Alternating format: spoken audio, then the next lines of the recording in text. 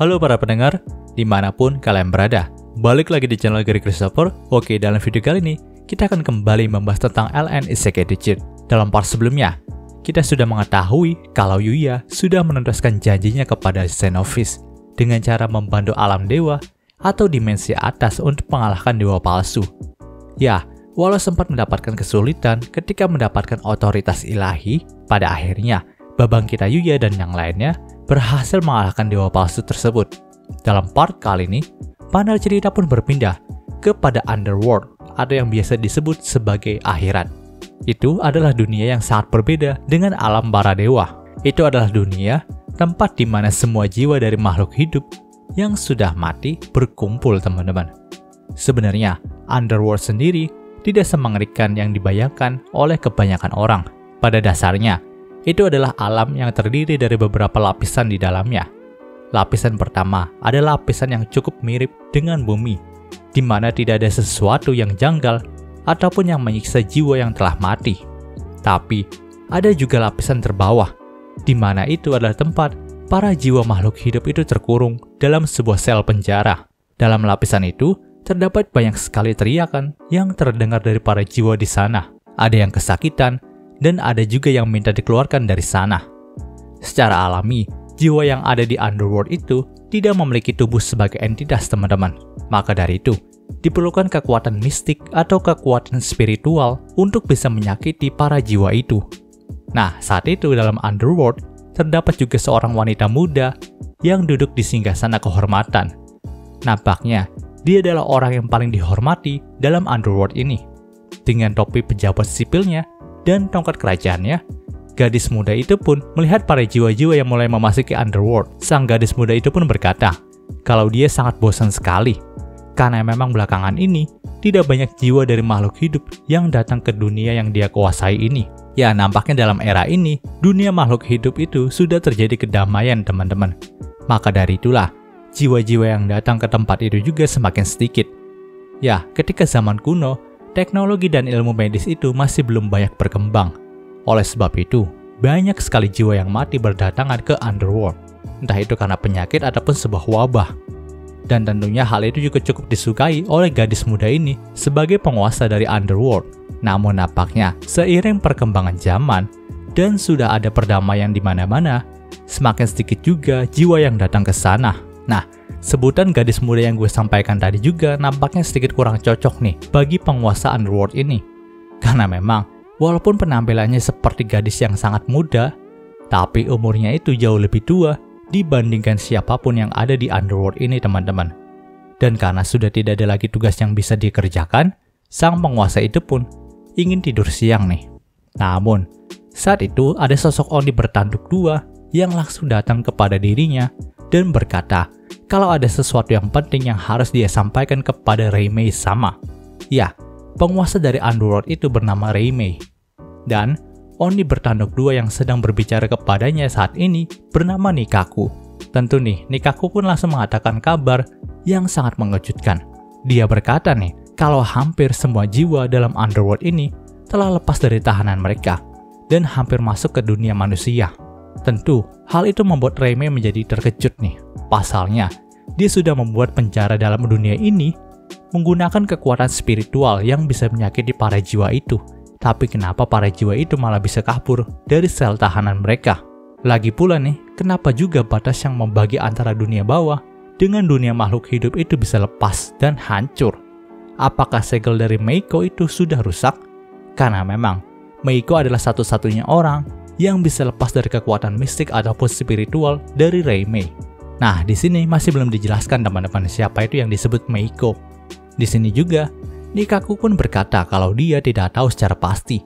Tapi nampaknya, ini ada hubungannya dengan jiwa dari dewa palsu. Nama dewa palsu itu pun sempat membuat Reimei terdiam nih. Pasalnya, dia tahu kalau dewa palsu adalah entitas bencana yang sempat melanda alam para dewa. Dan dia juga memiliki kekuatan yang tidak masuk akal, yaitu memusnahkan apapun yang disentuhnya. Jadi di sini masuk akal bagi Reimei jika memang jiwa dari dewa palsu itu yang dikalahkan masuk ke dalam Underworld, maka dia itu bisa merusak batas antara dunia bawah dan dunia makhluk hidup, teman-teman. Pantas saja juga kekuatan spiritual yang mengekang para jiwa itu bisa hilang sekarang ini. Tapi untungnya Nikako dan para Oni lainnya telah sigap untuk menangkap beberapa jiwa yang kabur itu. Namun tetap saja, ada beberapa jiwa yang masih berusaha kabur dari Underworld ini. Mendengarkan hal itu, Reime pun meminta Nikako untuk lebih memperkuat pertahanan dalam Underworld lagi. Jangan sampai jiwa-jiwa yang sudah tertangkap itu bisa lepas kembali dari cengkeraman mereka. Sementara itu, Reime pun langsung mengeluarkan kekuatan spiritualnya lagi dan menangkap semua jiwa yang berusaha untuk masuk ke dalam dunia makhluk hidup. Nah, setelah menangkap hampir dari semua jiwa yang terlepas, Reime pun langsung mengumpulkan semua bawahan Oninya yang dia miliki. Lalu ia berkata kepada mereka untuk lebih waspada kali ini, karena memang jiwa dari dewa palsu sudah masuk ke dalam Underworld. Maka bisa saja kejadian seperti ini akan terulang kembali, walaupun memang nih kekuatan jiwa dari dewa palsu itu tidak sekuat semasa dia masih hidup. Di sini Reime juga menjelaskan kepada para anak buahnya untuk mengurus sel dalam Underworld ini, sedangkan dirinya akan mencoba memperbaiki batas yang membedakan dunia bawah dengan dunia makhluk hidup. Panel cerita pun berpindah ke karakter Yuya dan Lexia lagi nih. Setelah menyelamatkan Lexia dari kumpulan Goblin Elite, Yuya itu kembali dikejutkan dengan perkataan Lexia yang ingin bersekolah di Akademi Ousei. Ya, sungguh gak masuk akal ide dari putri kita Lexia yang satu ini. Tapi di sini, Yuya pun tanya nih, kenapa Lexia itu pengen pergi ke Akademi Ousei? Mendengarkan hal itu, Lexia pun berkata, kalau mereka para bangsawan memang harus pergi ke sekolah akademi jika sudah umur segini. Hal itu juga dilakukan untuk menempuh pendidikan dan koneksi dengan kerajaan lain. Tapi ini Lexia itu nggak mau datang ke akademi yang ada di isekai ini. Karena baginya akademi di sini sangatlah membosankan. Apalagi dia juga merasa kalau akan lebih baik dirinya pergi ke akademinya Yuya daripada ke akademi yang ada di isekai ini. Maka dari itulah, dia akan pergi ke Akademi Ousei sama Yuya. Nah, ketika mendengarkan hal itu, bukannya Yuya yang protes, malahan nih Iris yang protes kepada Lexia itu. Ya, kita tahu kalau Iris sangat mencintai Yuya, walaupun dia itu tidak mengungkapkannya secara langsung. Jadi yang dilakukan dia sekarang adalah bentuk pertahanan agar Yuya tidak didekatin sama cewek lain. Tentu ketika ada suatu perdebatan yang mempermasalahkan Yuya, si Lexia juga nggak mau kalah teman-teman. Apalagi sekarang posisi Iris juga nggak menguntungkan, karena dia itu nggak bisa bergabung ke Akademi Ousei, yang mengingat dia adalah seorang holy dalam dunia ini, dan umurnya juga udah berada di angka 25 tahunan. Jadi mereka itu nggak bisa membiarkan Iris bergabung ke Akademi Ousei. Ya mukanya udah kelihatan banget gitu, lebih dewasa daripada mereka semua.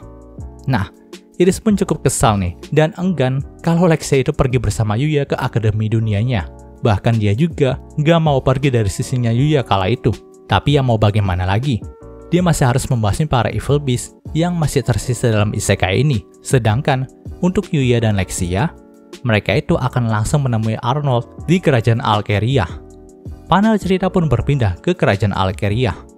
Saat itu mereka berdua pun langsung bertemu dengan Arnold nih. Di sini Arnold pun menyampaikan lagi apa yang diinginkan sama Lexia.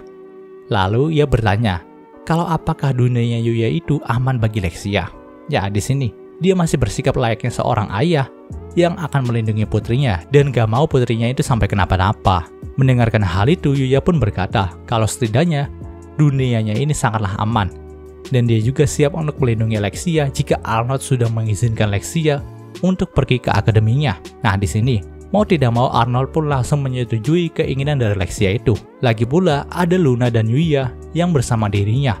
Maka dari itu Arnold akan tenang ketika putrinya meninggalkan dunia isekai ini. Tentu, Lexia pun sangat senang dan berterima kasih kepada ayahnya karena hal itu. Dan itulah yang paling membahagiakan bagi Arnold. Ketika putrinya tersenyum, lalu berterima kasih kepada dirinya. Melihat hal itu, Owen juga cukup senang nih, walaupun dia itu hanya bisa tersenyum pahit melihat Arnold itu selalu memanjakan Lexia. Panel cerita pun berpindah ke rapat Akademi Ousei. Saat itu, para OSIS dalam Akademi Ousei pun sedang melakukan rapat evaluasi besar untuk membicarakan semua hal yang terjadi dalam akademi mereka. Di sini mereka juga sempat mengira kalau nampaknya mereka itu harus membuat iklan besar-besaran seperti Akademi Nite saja. Maka dengan begitu, sekolah mereka juga semakin terkenal daripada sekarang ini. Ya, Walau sudah mengalahkan Akademi Nite, nampaknya Akademi AOC ini ingin terus membuat terobosan baru lagi dalam promosi sekolah mereka. Dan rencana yang akan mereka buat sekarang ini adalah membentuk sebuah idol akademi atau idol sekolah, teman-teman. Dengan begitu, akademi mereka itu pasti akan jauh lebih terkenal daripada mereka itu hanya mengandalkan ketenaran dari seorang Yuya saja. Ya, mereka udah ngotak sekarang ini, teman-teman. Mereka nggak selalu mengandalkan Babang Kita Yuya, tapi mereka ingin membuat idol gitu. Ya, mengingat cewek-cewek di Akademi AOC juga cantik-cantik lah.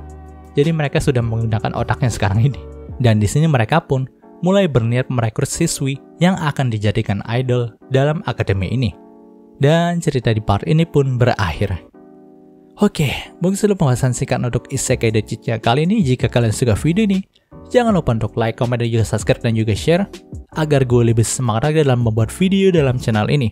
Terima kasih telah mendengarkan sampai detik ini. Gue Gary Christopher, signing off.